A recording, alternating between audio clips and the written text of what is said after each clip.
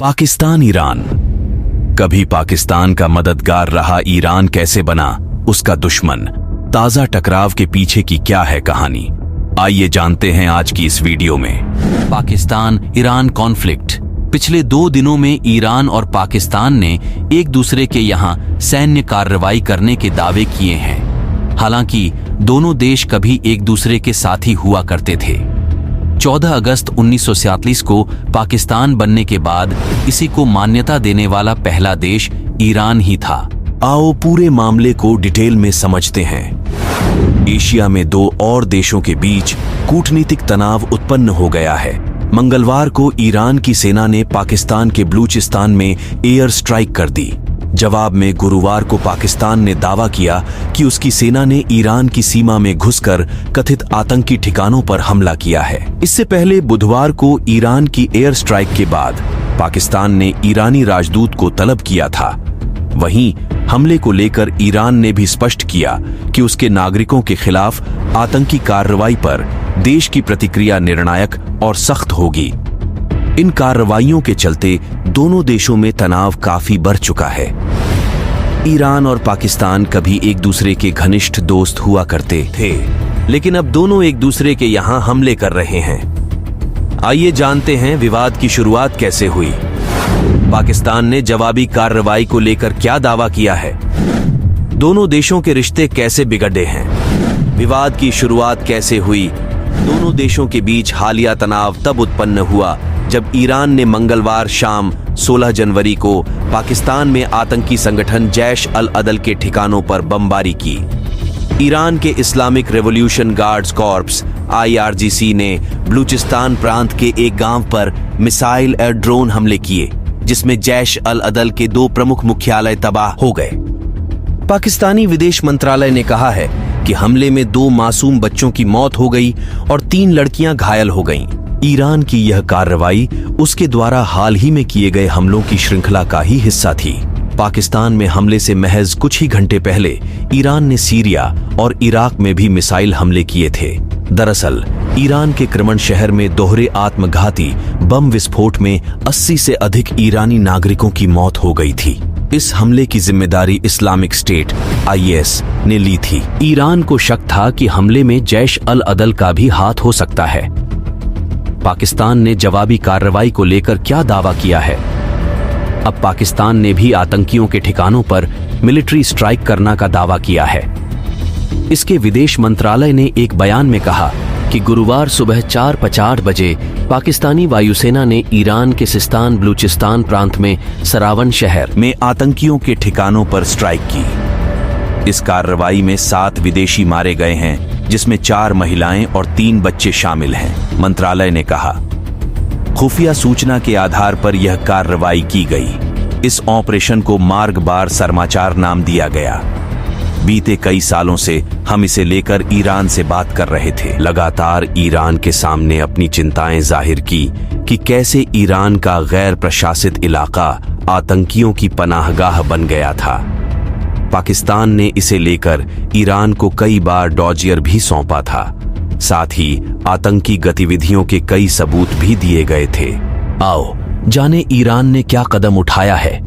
वहीं अब हमले के बारे में जानकारी लेने के लिए ईरान ने पाकिस्तान प्रभारी DFAR को अपने विदेश मंत्रालय में तलब किया है। जानकारी के अनुसार गुरुवार सुबह पाकिस्तानी प्रतिनिधि ने अपना बयान दर्ज कराया है। आइए जानते हैं दोनों देशों के रिश्ते कैसे रहे हैं। ईरान का क्षेत्रफल पाकिस्तान से 2 गुने से भी ज्यादा है, जबकि इसकी जनसंख्या पाकिस्तान की लगभग 1/3 है। प्राकृतिक संसाधनों से परिपूर्ण ईरान के पास दूसरा सबसे बड़ा गैस भंडार, चौथा सबसे बड़ा कच्चा तेल भंडार और महत्वपूर्ण गैर ईंधन खनिज संसाधन है। ईरान और पाकिस्तान के रिश्ते शुरुआत से मधुर रहे हैं। 14 अगस्त 1947 को ईरान पाकिस्तान को मान्यता देने वाला पहला देश था। ईरान वह देश भी है जहां विदेश में पाकिस्तान का पहला दूतावास खोला गया था। दोनों देशों के रिश्तों में 3 मुद्दे ऊर्जा, सीमा और व्यापार अत्यंत महत्वपूर्ण रहे हैं। वहीं रक्षा क्षेत्र में दोनों ने आपसी सहयोग किया है। पाकिस्तान ने 1965 में भारत के साथ युद्ध किया था, जिसमें उसकी हार हुई।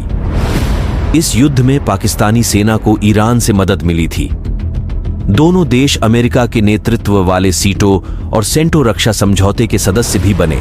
इसके अलावा ईरान ने पाकिस्तानी छात्रों के लिए अपने विश्वविद्यालय खोले। यही कारण है कि ईरान के शासक को पाकिस्तान अपना सबसे बड़ा मित्र मानता रहा है। ईरान में इस्लामी क्रांति और पाकिस्तान से रिश्तों में दरार, ईरान के साथ पाकिस्तान के रिश्ते ज्यादा समय तक मुधर नहीं रह पाए। 1969 में अयातुल्ला खामेनेई की इस्लामी क्रांति और अफगानिस्तान पर सोवियत संघ आक्रमण ने दोनों देशों की दोस्ती में खटास ला दी। पाकिस्तानी प्रोफेसर और लेखक परवेज अमीराली हुदबॉय एक लेख में दावा करते हैं कि जैसे ही ईरान और अमेरिका के रिश्ते बिगड़े, पाकिस्तान सोवियत संघ से लड़ने के लिए अमेरिकियों के साथ शामिल हो गया। सऊदी के पैसे से दोनों ने मजहबी गुट पश्तून मुजाहिदीन बनाया और उसे हथियारबंद किया। ईरान ने भी मुजाहिदीन का समर्थन किया, लेकिन ताजिक उत्तरी गठबंधन वाले गुट का। जैसे जैसे पाकिस्तान और ईरान के मामलों में मजहब सामने आया, तो दोनों के रिश्तों में मतभेद बढ़ते गए। दरअसल पाकिस्तान सुन्नी मूल का देश है, जबकि ईरान में शिया मुस्लिम बहुतायत में है। 1990 के दशक में पाकिस्तान में दोनों समुदायों के बीच तनाव हुआ, जिसको लेकर पाकिस्तान ने ईरान पर शियाओं को भड़काने का आरोप लगाया। 1990 में पाकिस्तान के लाहौर में ईरान के राजदूत सादिक गंजी की हत्या कर दी गई थी। पाकिस्तान के पूर्व पुलिस अधिकारी हसन अब्बास ने हत्या के पीछे ISI का हाथ बताया था। इसी समय ईरान की वायुसेना के कैडेटों को भी मार दिया गया। इन घटनाओं की वजह से दोनों देशों के रिश्ते और खराब हो गए। आतंकवाद के मुद्दे पर और बिगड़ी बात। कभी दोस्त रहे देशों के बीच आतंकवाद ने भी एक बद्दी खाई पैदा की। ईरान और पाकिस्तान एक दूसरे पर आरोप लगाते रहे हैं कि कुछ उग्रवादी समूह लगातार सीमा पार आतंकवाद में लिप्त हैं। ऐसा ही एक समूह जुंदाल्लाह हुआ करता था। इस आतंकवादी संगठन के नेता को 2010 में ईरान में फांसी दी गई थी। तब से संगठन के सदस्य जैश अल अदल सहित कई अलग अलग नामों से आतंकी कृत्यों को अंजाम दे रहे हैं। जैश अल अदल संगठन ईरान के दक्षिण पूर्वी प्रांत सिस्तान बलूचिस्तान में सक्रिय है। सिस्तान बलूचिस्तान प्रांत की स्वतंत्रता के लिए लड़ने का दावा करने वाले गुट ने पिछले कुछ वर्षों में ईरानी सुरक्षा बलों पर कई हमले किए हैं। पहला बड़ा हमला अक्टूबर 2013 में हुआ था।